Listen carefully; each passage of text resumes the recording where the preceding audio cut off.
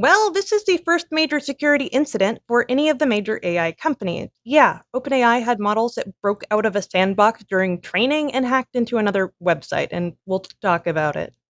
I really did not believe it when Anthropic said that their models were too dangerous to release to the public, but now I'm kind of seeing it. Our internet infrastructure, our cybersecurity, is not ready for this stuff at all. So what happened is OpenAI was testing their security models. They had a known exploit within the system. They put them into a limited sandbox, so they didn't have access to the outside world. And in order to solve that problem, they found a new exploit within the system, went over the internet, went to Hugging Face, and then hacked into their system in order to get the answers to their questions. So they found a really elaborate go around rather than just solving the problem. Hugging Face is a platform made for people who want to develop AI. They've got lots of really great open articles there, and apparently they now have security problems.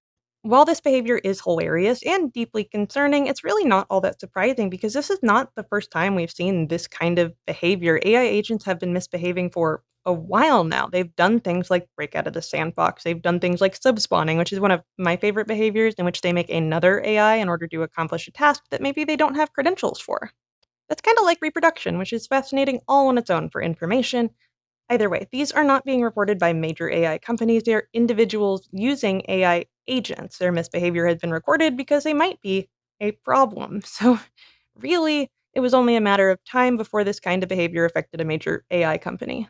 AI is made to accomplish a task and do whatever it takes in order to accomplish that task. And no one has really figured out how to balance intelligence with the ability to follow the rules, because if you're smart enough, you're going to find a creative way around the rules. AI doesn't like doing hard work either. If there is an easier way to get there, it will. This is actually one of the problems with trying to optimize to use as few tokens as possible, because if there's a faster way to get there, they might just take it.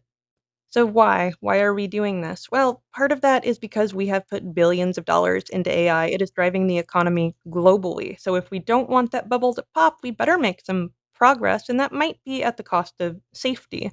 The other issue is that it's now being used in defense. So different countries want to have the best, strongest AI possible and not consider the potential negative outcomes. Gosh, that kind of sounds like some of our agentic friends here.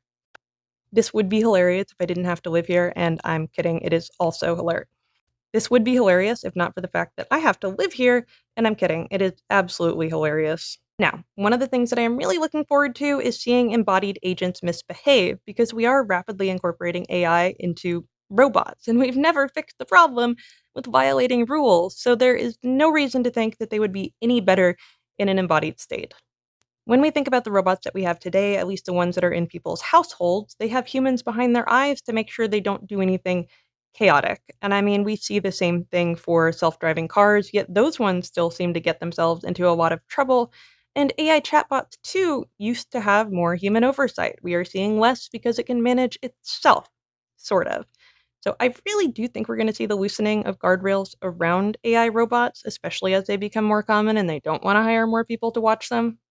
Am I too entertained by this? Should I be more concerned? I'm sorry, this is not a dreary video. It is a fast moving train wreck. And I will keep you up to date. Unfortunately, there's a lot to keep you up to date on. If the robots ever rebel, I will probably be the first person to tell you about it. I hope you've enjoyed this. Follow for more.